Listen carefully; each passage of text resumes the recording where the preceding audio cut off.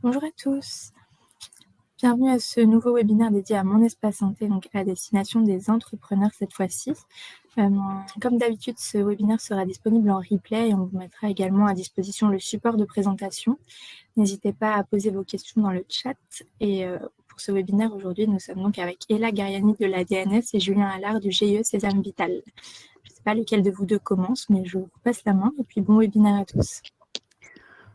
Bonjour à tous, merci Elodie. Alors moi j'ai un tout petit souci avec la caméra qui ne s'active pas, mais je vais quand même démarrer. L'idée effectivement c'est de vous faire une présentation de Mon Espace Santé qui est donc sorti en janvier, il y a maintenant 2 mois, et de vous parler plus précisément du catalogue de services de Mon Espace Santé sur lequel on travaille en parallèle avec les collègues de l'assurance maladie, du GIE, de l'ANS, pour faire en sorte de pouvoir référencer les solutions utiles pour prendre soin de sa santé au catalogue de Mon Espace Santé. Donc, ce qu'on va balayer aujourd'hui, c'est quelques mots de rappel sur le cadre dans lequel tout ça s'inscrit, sur Mon Espace Santé et le catalogue en particulier. Et puis, je donnerai la parole à Julien pour vous présenter exactement le mécanisme de référencement, de demande de référencement de votre solution numérique au catalogue. Avant de démarrer, je te laisse la main, Elodie, pour diffuser la vidéo.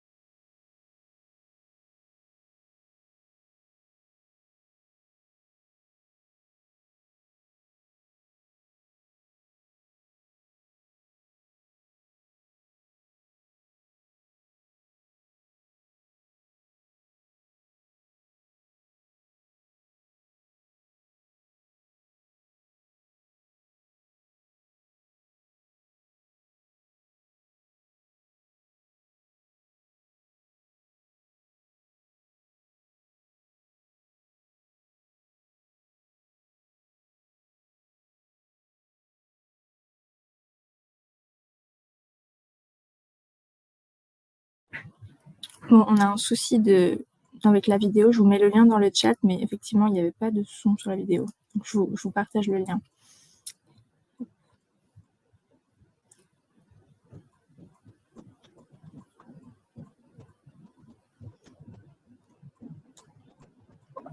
Là, il y a un petit souci de connexion, je ne sais pas si Julien, c'est à toi de présenter ou si CA est là.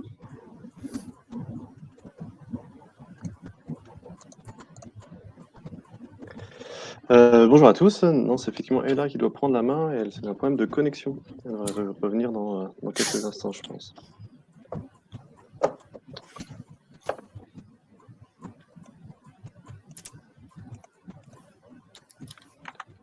On s'excuse les aléas du direct, sinon quand ça marche trop bien, c'est trop facile.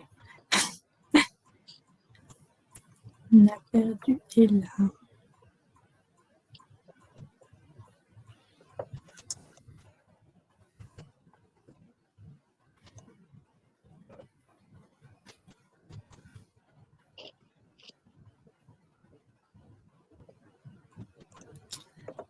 On dit de connexion KO dans Mozilla. Effectivement, le moteur de recherche qui est conseillé par Livestorm, c'est Google Chrome.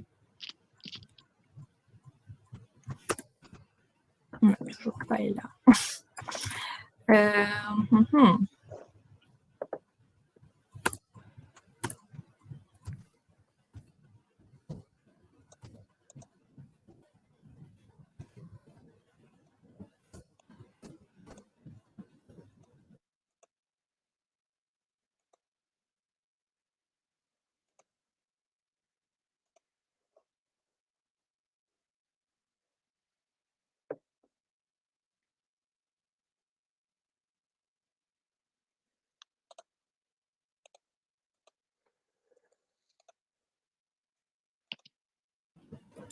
Sinon, Julien, si tu veux, en attendant, on peut avancer un peu sur les slides pour ta partie en attendant qu'Ella se reconnecte.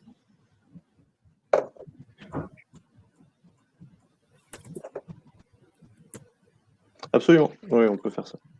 On peut faire ça et hop.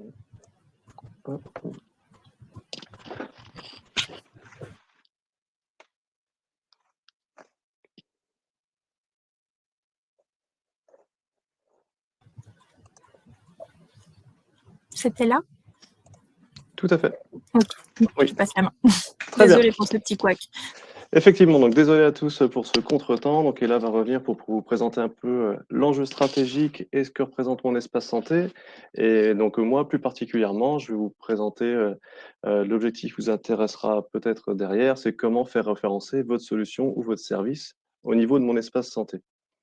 Ce qu'on va faire sur cette présentation, c'est de vous présenter un peu le processus de référencement, mais au-delà de ça, revenir sur qui peut effectivement candidater à mon espace santé, dans quel cadre, quels sont les types de référencement existants. On verra ensuite comment on peut échanger des données avec mon espace santé, et puis on ira après dans les détails de la procédure de référencement et voir un petit peu le processus et toutes les étapes que vous devrez suivre pour être référencé et publié dans mon espace santé. Alors,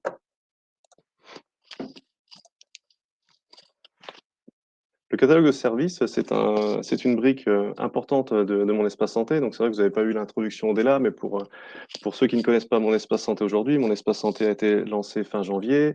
C'est un carnet de numérique en ligne qui est accessible à tous les usagers aujourd'hui, donc sur tout le territoire national. Et il a différentes briques que sont le dossier médical, l'agenda et la messagerie. Et en complément, il y a ce qu'on appelle un catalogue de services qui permettra de connecter des logiciels, des applications à mon espace santé avec différentes interactions possibles.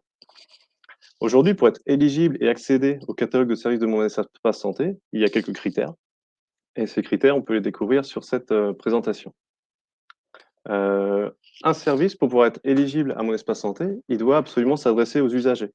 Et l'usager, c'est assez large en tant que tel, ça comprend le patient, le citoyen, et ce service doit pouvoir l'aider dans des différents secteurs que sont la santé, le bien-être, le maintien de l'autonomie et le médico-social et social. Les services, ils peuvent être présentés par n'importe quel acteur aujourd'hui, un acteur public, un acteur privé, une association, il y a pas de limite de ce niveau-là. Votre application, au final, pour l'usager, pourrait être délivrée sous forme gratuite ou payante. Ça pourrait être une application ou un site web. Et derrière, votre application ou votre site web, il peut être connecté à un ou plusieurs objets connectés, dispositifs médicaux ou autres. Et derrière ça, la finalité de tout échange, ce sera bien entendu l'utilisateur qui pourra choisir ou pas d'échanger entre votre application et le catalogue de services de mon espace santé.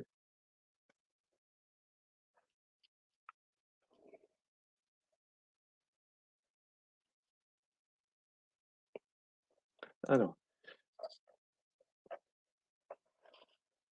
Plus précisément, quand vous allez vouloir vous faire référencer, vous allez rentrer dans une procédure. Une procédure qui va se distinguer, vous allez avoir 2 angles déjà à vérifier. C'est effectivement les critères qu'on a vus précédemment. Est-ce que ça correspond bien à un angle usager? Et ensuite, qu'est-ce que va pouvoir faire votre application, votre service avec mon espace santé? Il y aura 2 cas de figure. Soit vous pourrez échanger des données avec mon espace santé, soit ne pas en échanger. Si vous souhaitez juste être référencé parce que vous estimez que votre service apporte une valeur ajoutée à l'usager, pour l'améliorer dans sa santé, son diagnostic, son soin, sa prévention, vous opterez sur un référencement simple. Donc là, ça peut être par exemple une application de conseil sur, du renforcement musculaire, des étirements, des applications, pour arrêter de fumer. Enfin, on peut vraiment avoir du conseil pour, améliorer, la santé de l'usager. Et donc là, cette application n'aura pas vocation à échanger avec mon espace santé, mais juste à être présente et référencée par l'État. La deuxième possibilité sera d'avoir une application qui là, va être plus complexe et qui va pouvoir échanger des données, se synchroniser avec mon espace santé de chaque usager. À ce niveau-là, il faudra rentrer dans un process de référencement qu'on va dire avec échange de données et derrière, il y aura toute une construction selon la finalité de votre service.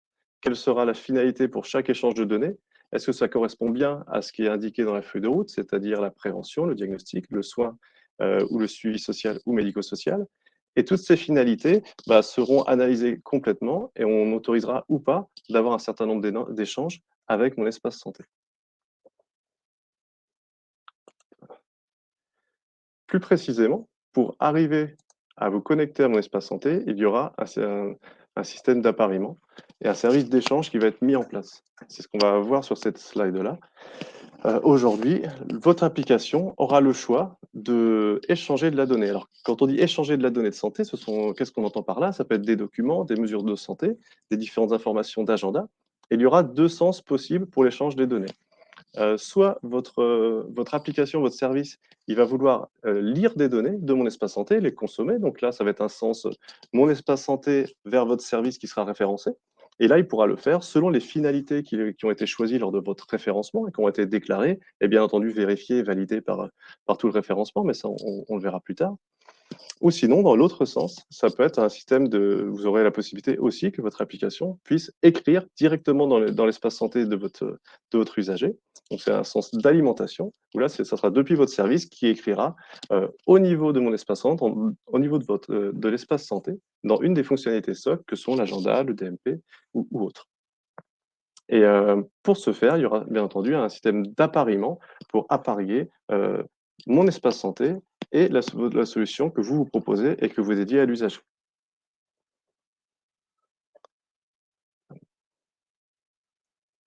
Alors sur la diapo suivante. Pour pouvoir échanger des données avec mon espace santé, il y a un certain nombre d'API qui ont été, développées pour pouvoir accéder en lecture ou en écriture à des données SOC. Donc là, ça brosse un panel de ce qui va exister au début de mon espace santé et ces différentes API s'enrichiront au fur et à mesure du temps. Donc il y aura une API pour les connexions au niveau des agendas, donc ça vous permettra de faire de la synchronisation, de la mise à jour d'agenda, vérifier un peu, tous vos rendez-vous médicaux. Il y aura une partie synchronisation, une API pour les documents, donc permettra d'échanger des données au niveau du document, donc rajouter des documents ou les consulter. Et ça sera important dans le parcours usager et son suivi de santé au quotidien. Une application pour les mesures de santé, par exemple, l'échange sur une balance connectée, un objet connecté, les pas, les kilos, tout ce qu'on peut imaginer derrière. Et puis des applis après un peu plus patients, donc c'est pour des données plus administratives, une appli de suivi de vaccination, et puis une API qui est SOC, qui est l'appariement, qui permet de relier une application à mon espace santé.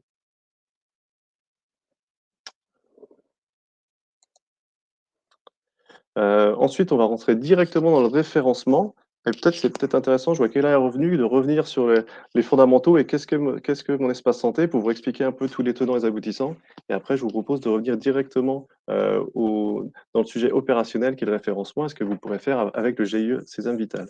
Donc si Ella, ça te convient, je te propose de repartir sur le début de la présentation. Ouais, désolée, Julien, désolée, à tous.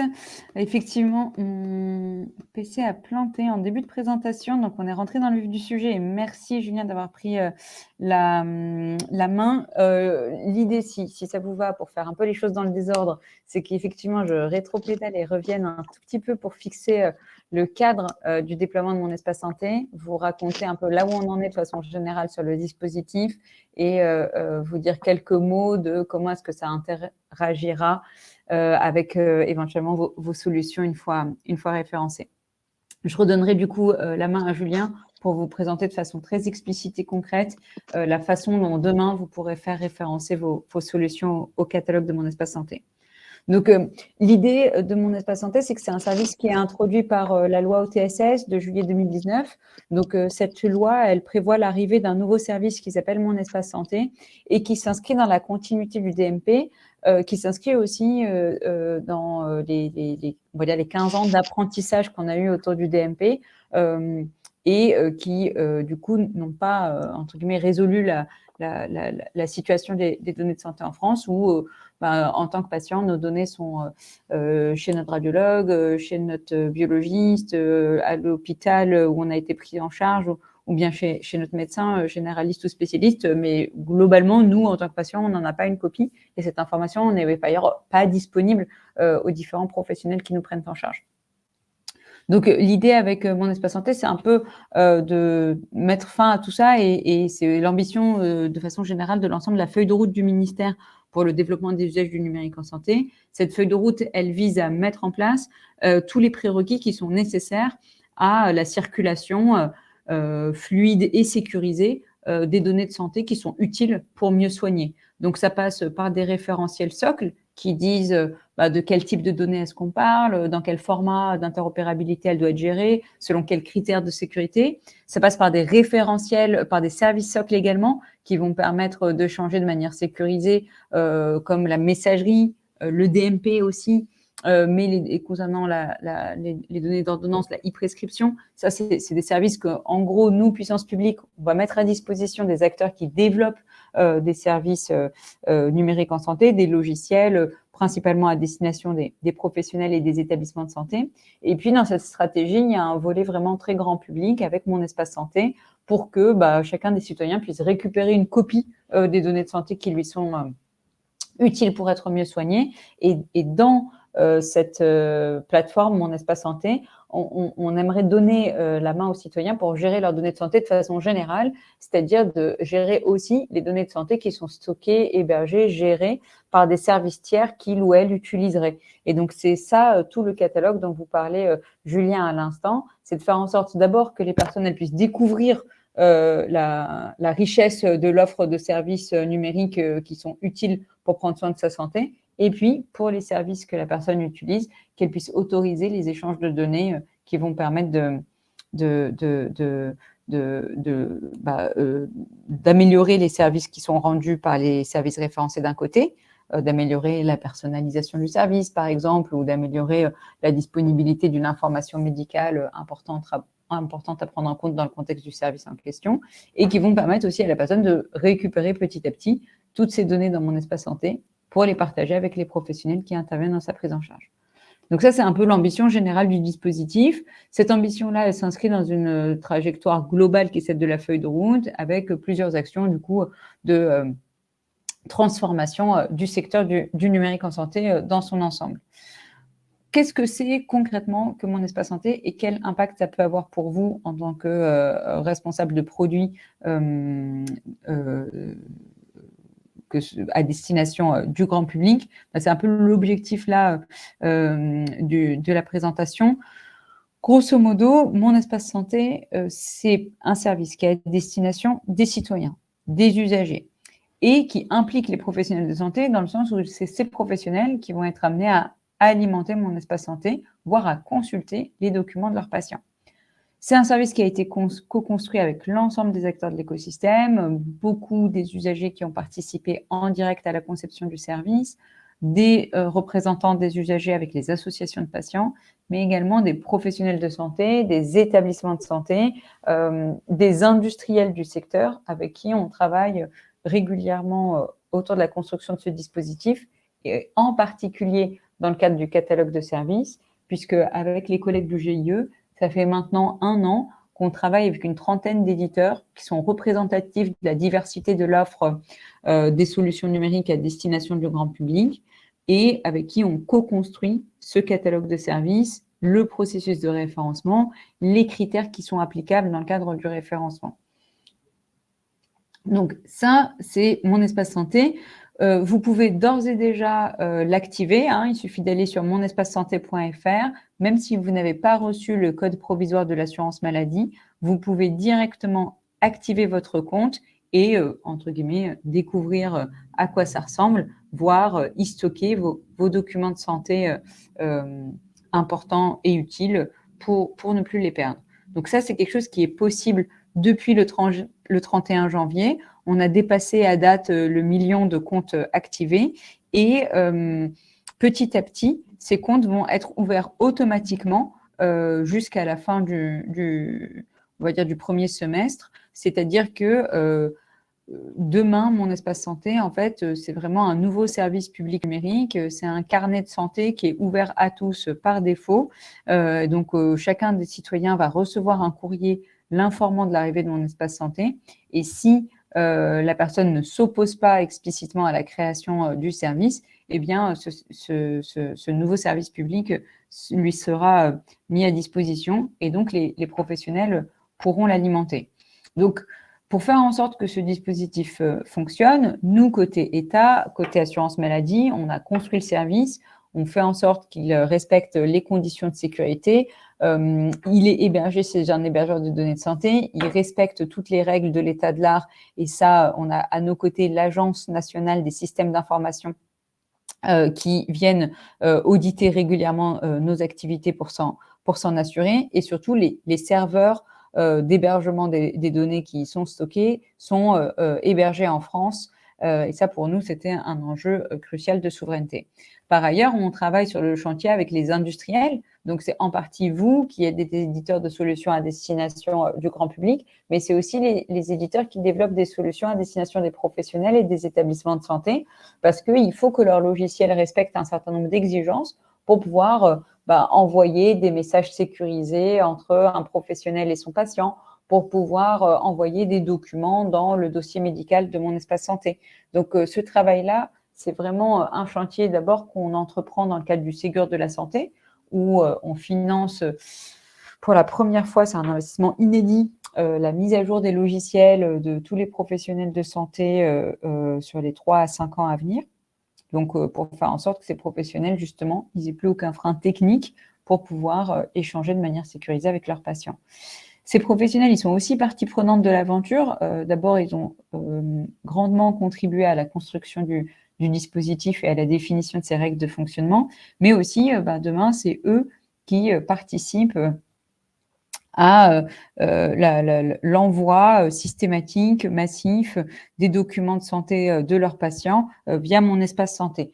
En gros, nous, on a mis en place une version pilote de mon espace santé dans 3 départements à la fin de l'année dernière, en Loire-Atlantique, en Haute-Garonne et dans la Somme, et on a pu s'appuyer sur beaucoup de professionnels de santé qui, dans ces territoires-là, ont bien voulu jouer le jeu, et donc on a multiplié par 3, voire par 5, le nombre de documents qui étaient envoyés aux patients dans leur DMP.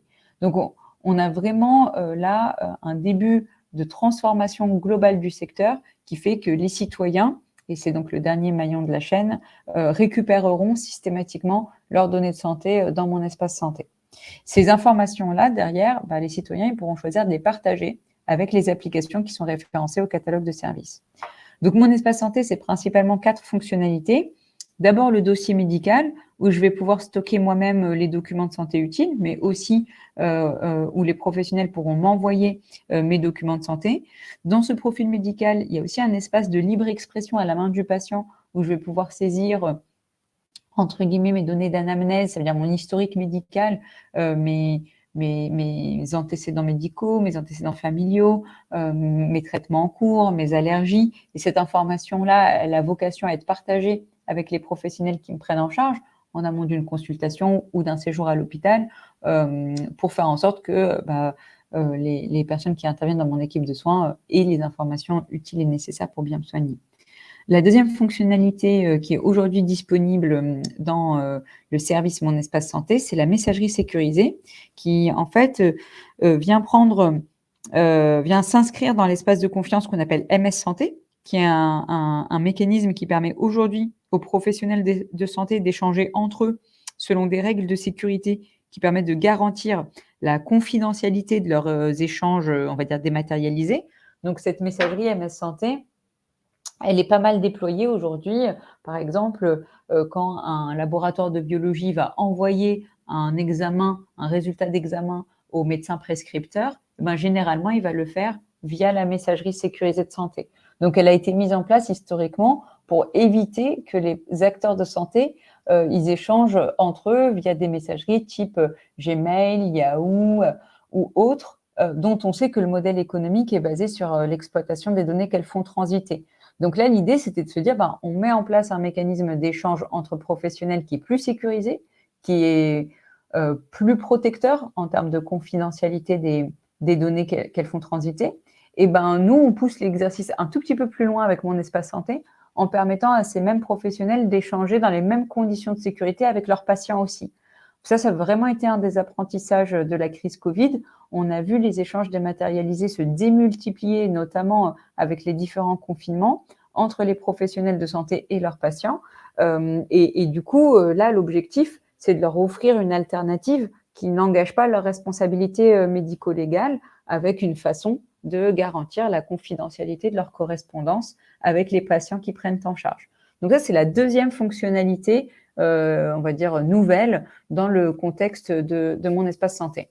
Et la troisième chose qui va arriver là très prochainement, c'est le catalogue de services dont on vous parle spécifiquement aujourd'hui, où en fait les personnes elles pourront retrouver tous les services qu'elles utilisent ou qu'elles pourraient utiliser pour prendre soin de leur santé. Donc, c'est une manière aussi bien de découvrir des services utiles et intéressants que de synchroniser les services qu'on utilise déjà avec Mon Espace Santé.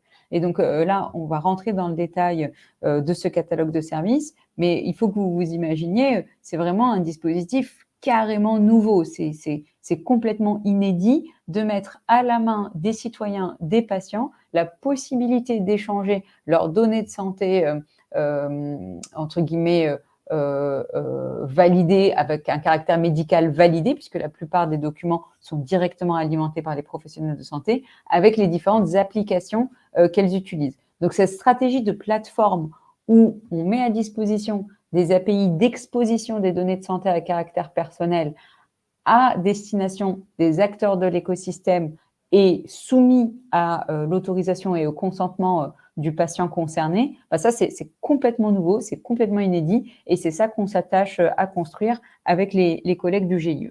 Bon, pour ce qui est de l'agenda, c'est une fonctionnalité qui arrivera à peu près en même temps et qui vise tout simplement à avoir une représentation, on va dire, chronologique des différents épisodes de soins de la personne.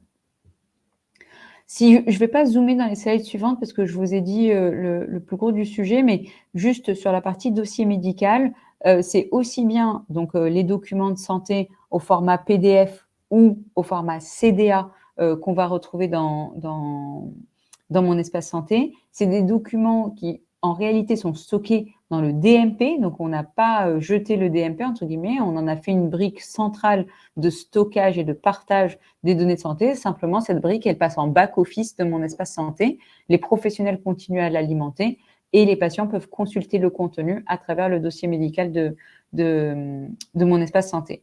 Et donc, moi, demain, si, par exemple, j'ai un glucomètre connecté qui offre une application qui génère un rapport PDF de mes prises de glycémie, eh bien, je vais pouvoir autoriser cette application à pousser ce document dans mon dossier médical.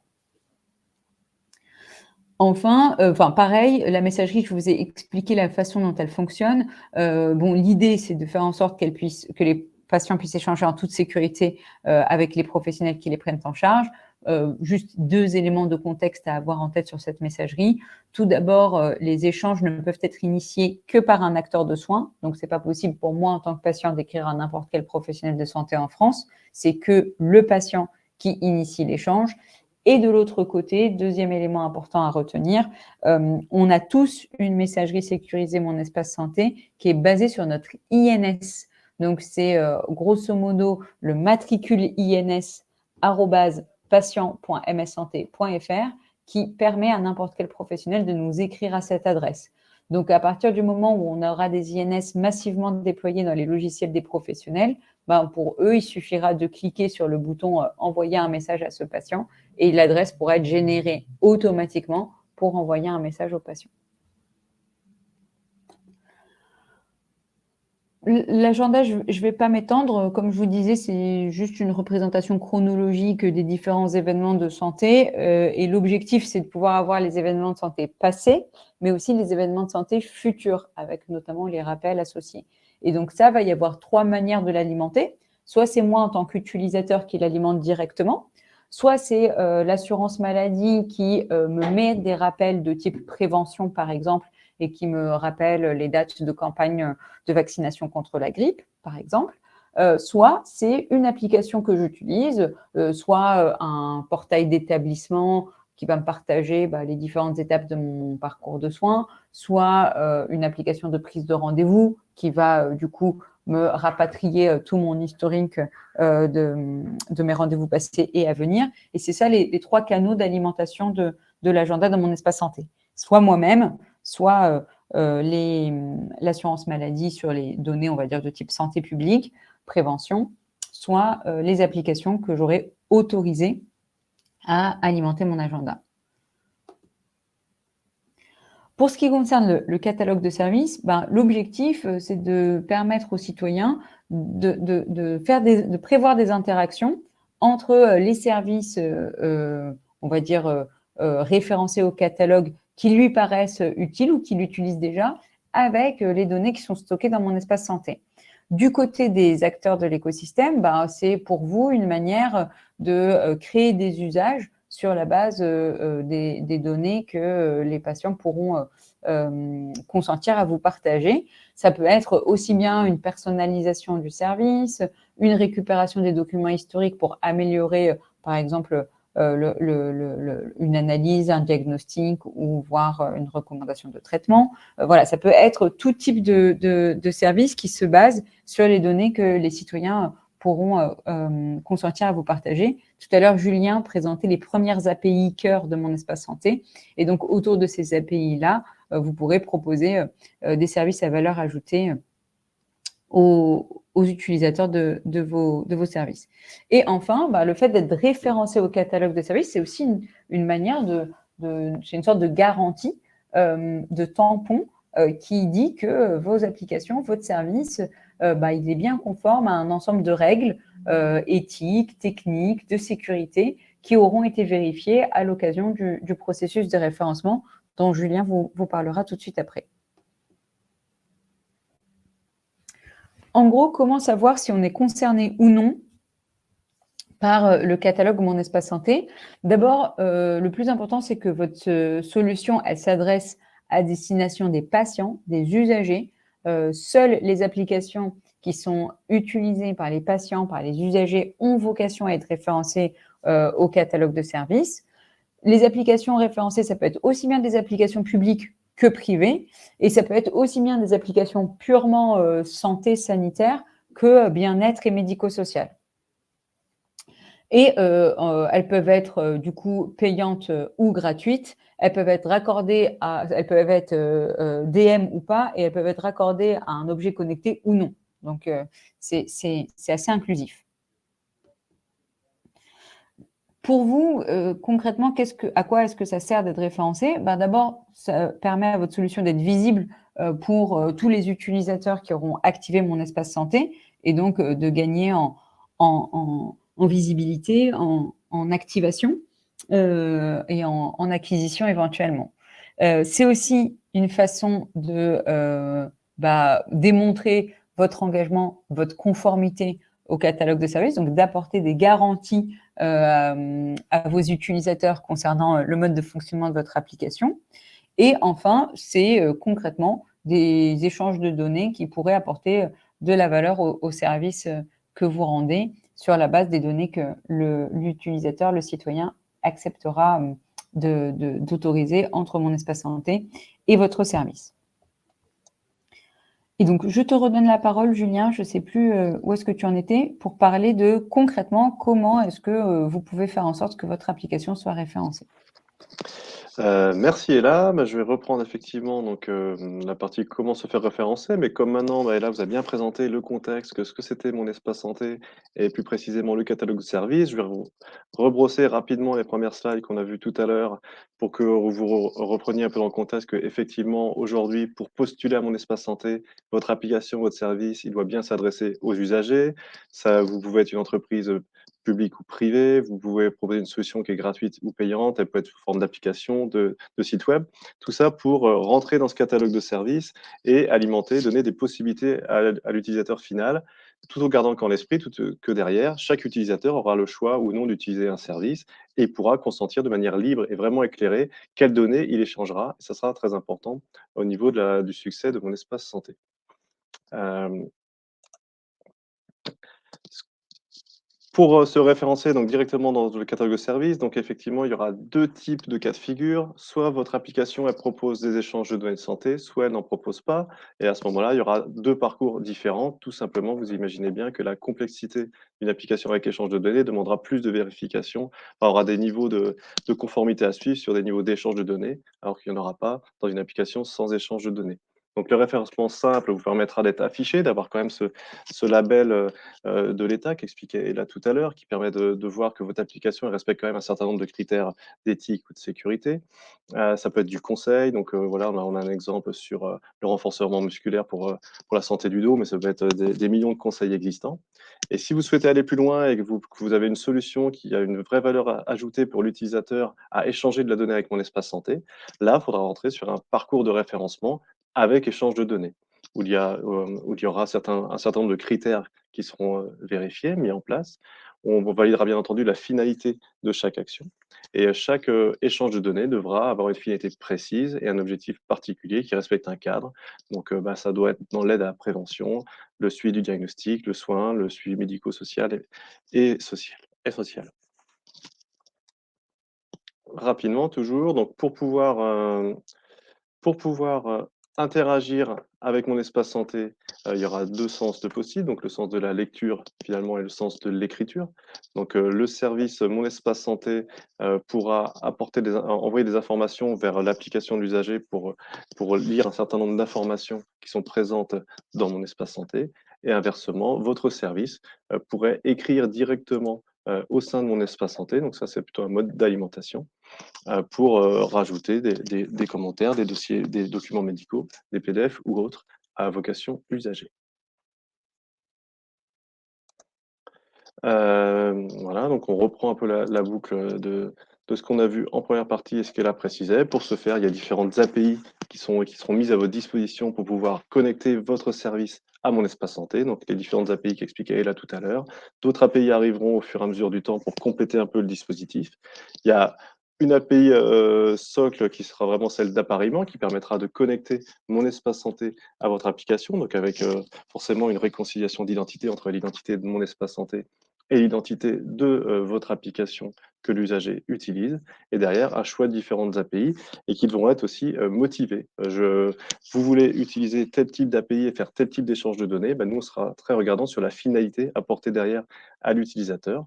Et en bout de chaîne, sur son application, quand l'usager aura choisi de connecter un de vos services avec mon espace santé, il aura le choix de valider ou pas l'échange de données et il aura ainsi son consentement libre et il sera informé des conséquences de l'échange de données et surtout pourquoi vous souhaitez lire ou écrire dans son espace santé. Alors maintenant, ça c'est le cadre général, donc comment on peut échanger avec mon espace santé. Et là, on va rentrer dans le sujet, c'est bah, vous souhaitez postuler, vous souhaitez intégrer et rajouter une application à mon espace santé, bah, comment vous allez faire? Alors vous imaginez bien que par rapport à ce dispositif complètement inédit, et unique, qu'évoquait Ella tout à l'heure, on va avoir, il y a quand même derrière un gage de confiance, de l'État et donc ça nécessite un certain nombre de vérifications et de conformité pour pouvoir être référencé au niveau de mon espace santé. Donc il y a différents parcours. Il y a un parcours qui est mis en place. Il y a un process de référencement, pour valider votre application et donc déjà, il y a premières étapes, bah, c'est ce qu'on a vu tout à l'heure. Première réflexion, c'est: «Est-ce que je suis concerné? Est-ce que mon application a le droit ou a vocation d'être dans mon espace santé?» Et ça, ces différentes, informations, bah, c'est notamment, est-ce que ça s'adresse bien aux usagers? Vous allez pouvoir les vérifier au niveau du parcours Genius, qui est le site qui vous permet de comprendre un peu et par un système d'entonnoir, de vérifier que votre application service a un usage potentiel au niveau de mon espace santé. Et derrière ce niveau-là, quand vous sentez que votre application peut rentrer dans mon espace santé, il va y avoir un premier niveau de vérification et il va falloir que vous passiez par, une mise en conformité, de votre application vis-à-vis de la doctrine du numérique en santé. Donc c'est les services SOC qu'a présenté Ella en début de séance tout à l'heure et ça passe par, une prise de connaissance de toute la documentation existante, donc que vous allez trouver, sur le parcours Genius, sur le site du GIE Sésame Vital avec notamment un guide du référencement qui explique les différentes étapes et vous allez pouvoir aller sur le site, de l'Agence du numérique en santé, de l'ANS Convergence, qui va vous permettre de répondre à un certain nombre de questionnaires pour évaluer la maturité technique de votre solution vis-à-vis de la doctrine du numérique en santé à aujourd'hui. Et ça donnera un certain nombre de résultats sous forme de radar et qui vous indiquera déjà si vous êtes si vous êtes conforme au minimum d'exigences pour entrer dans mon espace santé. Et ça, c'est un prérequis qui est très important pour déjà évaluer votre solution par rapport à l'écosystème et à la doctrine. Et ensuite, vous rentrerez dans un processus direct de référencement à mon espace santé, donc sur plusieurs étapes que j'expliquerai par ailleurs. Et au bout de tout ce système de référencement, vous pourrez, si votre application pourra être publiée au niveau du catalogue de mon espace santé. Il y aura donc une publication pour, suivant donc toutes les étapes précédentes et derrière, il y aura bien entendu, une possibilité d'avoir des audits. On fera des audits aléatoires pour vérifier que votre application, quand elle est référencée, elle respecte toujours bien les critères sur lesquels, vous avez été validé. Et puis, si demain, votre application évolue et change, s'il y a des impacts majeurs sur un nouvel échange de données, une modification, à ce moment-là, il y aura des déclarations de conformité à faire de votre part et nous, on les vérifiera pour voir si vous pouvez toujours être, intégré et être publié dans mon espace santé. Alors, plus précisément, si on va sur les étapes de référencement, je vais vous présenter rapidement ici. On va bien entendu donc se baser sur, plein de critères et ça, vous les retrouvez, sur le site du GIE Sésame Vital au niveau du guide de référencement qui explique tout ce parcours et tous les attendus. Vous avez donc ce fameux prérequis, c'est de valider votre éligibilité au référencement. Ça passe par, le portail Convergence et la, mmh et la complétion de différents questionnaires pour évaluer la maturité de votre technique de votre solution. Et ensuite, vous rentrerez dans le process de référencement. Donc, vous pourrez aller directement, au GIE Sésame Vital et nous, aujourd'hui, nous allons vous accompagner on est pilote, nous, du process de référencement et puis on coordonne aussi l'instruction des dossiers avec les différents intervenants et donc on va, vous accompagner dans toute la démarche et suivre votre dossier de la prise de contact jusqu'à la publication et si la décision est actée par le ministre, derrière, vous serez référencé. Et ça passe par différentes étapes et il y aura un portail spécifique, donc un portail éditeur de référencement qui sera publié. Donc ça sera un nouvel onglet qui sera rajouté sur, monespacesanté.fr et ça il sera publié en même temps que l'ouverture du référencement et ça va être dans les quelques semaines à venir de façon très, très, très proche et à ce moment-là, vous aurez un certain niveau d'engagement. Donc la première étape, ça sera ce qu'on a sur l'étape 1 et 2 finalement. On va nous vérifier ce que vous avez rempli dans Convergence, voir si c'est cohérent, si vous êtes conforme aux exigences. On va vérifier rapidement avec un formulaire spécifique si vous rentrez bien dans les principes. Est-ce que je m'adresse bien à l'usager? Est-ce que je veux faire de l'échange de données ou pas? Enfin, voir un petit peu le niveau de complexité de votre solution. Et après, on va vous guider vers le bon parcours, avec échange de données, sans échange de données. Et derrière, il y aura un dossier à compléter sur différents critères d'analyse, donc de la sécurité, de l'informatique et liberté, du RGPD, des critères éthiques. Donc, il y aura un niveau d'analyse qui sera plus ou moins complexe selon ce que vous souhaitez faire en termes d'échange avec mon espace santé. Derrière, nous analyserons votre demande et avec un groupe d'experts dédiés, donc un expert sécurité, un expert juridique et ainsi de suite pour valider que la partie administrative et contextuelle de toute votre application est correcte. En parallèle de ça, il y aura bien entendu aussi des tests techniques puisqu'on vous a parlé tout à l'heure d'API. Donc pour les solutions qui veulent échanger de la donnée, il y aura des API à intégrer à votre solution. Il y aura des tests aussi d'accrochage à faire avec, une équipe de tests, au niveau de mon espace santé. Et quand ces 2 grandes étapes seront passées, votre dossier pourra aller en commission de référencement. Et là, on a dans ce dispositif, ce qui est important, c'est qu'il y a vraiment une commission indépendante qui statuera et qui donnera un avis favorable ou défavorable à la publication. D'ailleurs, la constitution de la commission a été diffusée par un arrêté la semaine dernière, qui permet de préciser les membres de cette commission. Et derrière, si la commission a donné son avis favorable, si vos tests techniques sont réussis, vous pourrez être publié dans Mon Espace Santé. Alors, la première fois, vous serez référencé pour une durée de 1 an. Pourquoi 1 an? C'est parce que Mon Espace Santé, c'est nouveau, donc ça se met en place. Il y a plein de nouveaux éléments et on veut permettre aussi d'éprouver ce système. Donc, vous partez sur 1 an et puis au bout de, juste avant le terme de votre renouvellement, il y aura juste quelques renseignements à échanger avec nous. Est-ce que votre solution n'a pas bougé? Et ben, à ce moment-là, on repartira pour des années supplémentaires. Ou est-ce que vous avez fait des évolutions? Est-ce qu'il y a nous, on a détecté des non-conformités. Et à ce moment-là, il faudra rapporter des pièces complémentaires au niveau de votre dossier. Voilà, donc ça, c'est vraiment les grandes étapes du référencement de façon très macro, qui vous permettront d'accéder à la publication de votre service au sein de Mon Espace Santé. Aujourd'hui, comme je vous disais précédemment, le référencement n'est pas encore ouvert, mais il y a quand même des étapes à faire, puisque il y a quand même un préambule, des prérequis. Donc, allez vous renseigner sur Genius. Il y a vraiment ce guichet qui vous permet de présenter un peu et de consulter un certain nombre de documentations et d'avoir un petit parcours en entonnoir pour voir si vraiment vous pouvez prétendre être dans Mon Espace Santé.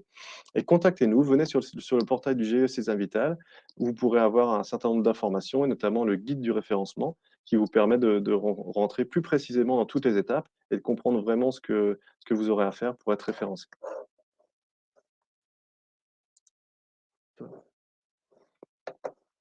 Donc pour ne pas perdre de temps, vérifiez votre conformité sur Genius. Allez sur Convergence, où vous pouvez quand même dès aujourd'hui évaluer la maturité de vos solutions vis-à-vis de la doctrine du numérique en santé. Et ça, c'est un prérequis qui sera indispensable pour entrer derrière dans le référencement. Donc c'est quand même une étape qui peut être plus ou moins longue. Donc allez-y maintenant, préparez, remplissez vos questionnaires. Et puis comme ça, vous serez prêt à nous les envoyer le jour du référencement. Et puis, comme je vous disais tout à l'heure, le GIE est le point d'entrée du référencement pour vos solutions. Nous sommes aussi votre point d'accompagnement. Donc, il y a une adresse à retenir, c'est centre-de-service@cesavital.fr. Et là, si vous avez n'importe quelle question d'accompagnement technique ou fonctionnel, vous nous la posez. Et puis nous, derrière, on y répondra avec les personnes dédiées qui seront à même d'apporter une réponse à vos interrogations et vous accompagner au mieux. Donc, on vous attend vraiment tous pour participer à ce beau challenge qu'est Mon Espace Santé.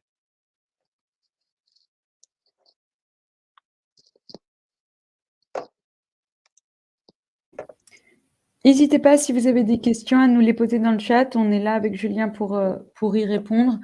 Je rebondis notamment sur une question qui a été posée par Jean-Pierre dans le chat pour clarifier un point. Donc, l'idée, c'est vraiment de référencer au catalogue de services les solutions qui sont à destination des usagers grand public, patients, citoyens. Donc, seules les applications qui ont une interface à destination des usagers ont vocation à être référencées au catalogue de services. L'idée, c'est vraiment, dans Mon Espace Santé, dans l'interface patient de Mon Espace Santé, de pouvoir découvrir des applications nouvelles que je n'utiliserai pas encore ou au contraire des applications que j'utilise déjà et que j'aimerais synchroniser avec Mon Espace Santé. Donc, c'est vraiment ça le public cible du catalogue de services, c'est les éditeurs de solutions qui ont une interface patient.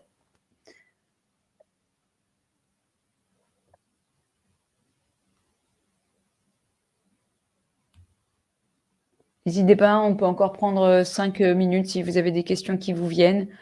Sinon, dans tous les cas, je vous ai mis l'adresse là qui est sur le support dans le chat. Et comme le disait Julien, c'est vraiment l'adresse de référence si vous avez la moindre difficulté dans le dépôt de votre demande de référencement.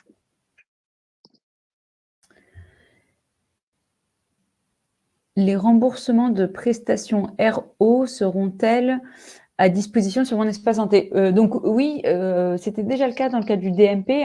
On retrouvait son historique de remboursement dans le DMP. Là, on a fait quelques évolutions pour que ce soit plus ergonomique qu'un document PDF avec la liste des remboursements. Mais donc, oui, là, si vous allez activer votre compte Mon Espace Santé, dans les 24 à 48 heures qui suivent, vous retrouverez automatiquement votre historique de remboursement dans Mon Espace Santé. Quand est-ce que le référencement sera publié à destination du public? Alors, très bonne question. En gros, nous, on se donne pour date clé d'être prêt pour le mois de juin. Donc, techniquement, de faire en sorte que tout soit possible pour publier le catalogue de services dans mon espace santé au mois de juin 2022, mais on est très, dépendant du fait d'avoir un nombre suffisant de dossiers déposés par des entreprises du secteur qui soient éligibles, conformes et que l'on puisse référencer. Donc, nous, de notre côté, on se donne pour objectif que tout soit prêt pour le mois de juin. Si toutefois, on n'a pas 10, 15, 20 applications qui sont prêtes au rendez-vous, on se dit que ça ne vaut pas le coup d'ouvrir avec uniquement 5 applications disponibles. Donc, tout dépend du nombre d'applications qu'on aura qui seront prêtes à être référencées et nous, on adaptera notre planning en fonction. Mais en tout cas, c'est pour ça que là, on se met 100% à disposition, à l'écoute des acteurs de l'écosystème pour vous faciliter au maximum la tâche pour déposer vos demandes et vous retrouver parmi les premiers référencés au catalogue de services. Il y a une autre question de Alain. Ah, ça, c'était la question sur la vidéo. Merci, Noémie. Merci, Elodie, pardon. Une autre question, je crois avoir vu de Noémie. Est-ce que c'est ouvert aux startups ou seulement aux entreprises déjà bien établies? En fait, c'est ouvert. Moi, comme je vous le disais tout à l'heure, c'est ouvert à tous. À partir du moment où c'est un service numérique qui intervient dans le champ de la santé, du bien-être, du médico-social, qui soit gratuit ou payant, public ou privé, vous êtes éligible, vous pouvez vous faire référencer. Après, il faut être conforme à un certain nombre d'exigences, de critères. Ça, c'est ce que vous a présenté Julien sur Convergence. Nous, notre objectif, c'est aussi de présenter aux citoyens des solutions qui sont plutôt qui sont conformes à la doctrine du numérique en santé, aux critères de sécurité, aux critères d'architecture, aux critères éthiques.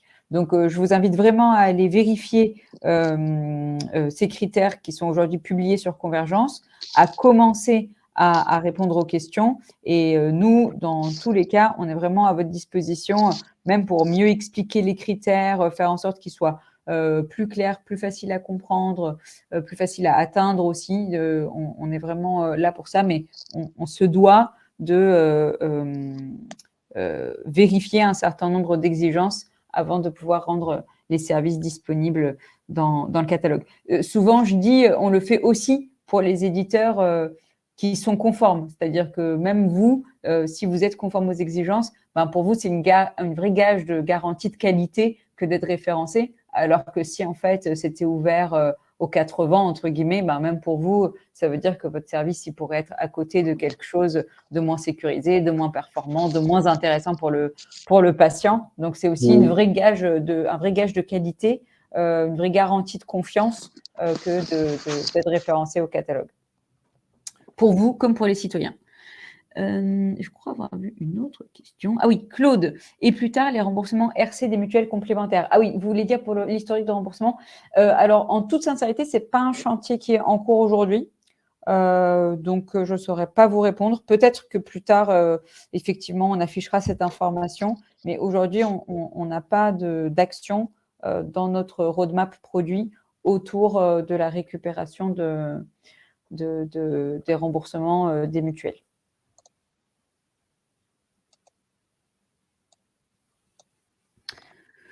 Par rapport aux professionnels, par exemple pour une pharmacie, va-t-il y avoir un accès au dossier du patient de manière automatique ou est-ce qu'il faudra suivre une démarche particulière? Alors, donc ça c'est sur les modalités d'accès des professionnels de santé aux documents de santé qui sont dans mon espace santé. Donc en gros, nous sur ce volet-là, on s'appuie sur des choses qui existaient déjà du temps du DMP, qui sont ce qu'on appelle les transactions de consultation du DMP. Donc, aujourd'hui, du côté d'un professionnel, il y a deux façons de pouvoir regarder, jeter un œil aux documents de santé d'un patient qui est pris en charge. La première façon, c'est sur le site web dmp.fr/professionnel de santé. Donc, si on va sur dmp.fr et qu'on se connecte avec sa carte CPS, on peut rechercher un patient et consulter son dossier médical. Un autre véhicule d'accès aux documents de santé des patients qu'on prend en charge, c'est via notre logiciel métier, que ce soit un logiciel de gestion d'officine en pharmacie, un logiciel de gestion de cabinet ou même un DPI à l'hôpital. Ces logiciels métiers, ils peuvent être ce qu'on appelle DMP compatibles. DMP compatible, ça veut dire qu'ils peuvent pousser des documents dans le DMP de leur patient, mais ils peuvent aussi accéder en consultation au DMP du patient. Dans tous les cas, cet accès en consultation du DMP, il est soumis à l'usage de la carte CPS aujourd'hui pour pouvoir garantir la traçabilité des accès côté patient et voilà, faire en sorte qu'on soit sûr que ce soit bien un professionnel de santé, un pharmacien, etc., qui accède. Donc, je pense que par rapport à est-ce que c'est fait de manière automatique, qui voudrait dire les documents sont automatiquement chargés dans le logiciel du pharmacien, ce n'est pas le cas. Il faut aller consulter l'onglet DMP, que ce soit sur le site dmp.fr ou dans le logiciel métier du professionnel. Ça fait partie des chantiers sur lesquels, en termes d'évolution, hein, parce que ce que je vous décris là, c'est la manière dont ça fonctionne aujourd'hui, mais en termes d'évolution des logiciels, ça fait vraiment partie des discussions qu'on a en ce moment même avec les professionnels de santé pour améliorer les interfaces de consultation du DMP des patients.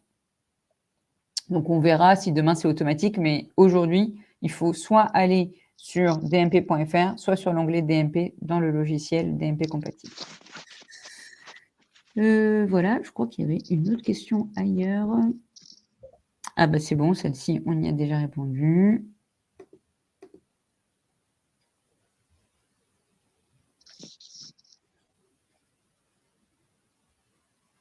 Les logiciels déjà DMP compatibles sont-ils mon espace santé compatible? Oui, tout à fait. Donc, en gros, un logiciel qui était DMP compatible, ça veut dire qu'il peut pousser des documents dans le DMP et il peut consulter les documents du DMP.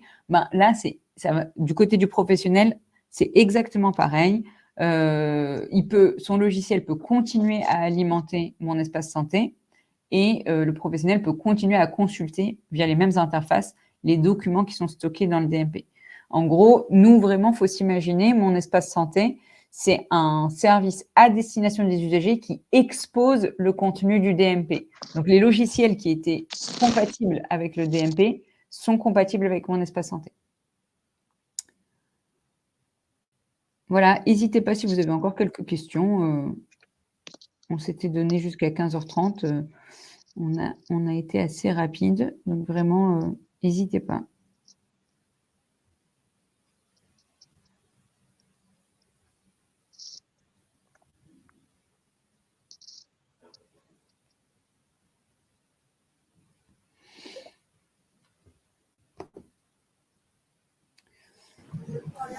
Visiblement, c'était clair, il n'y a pas d'autres questions.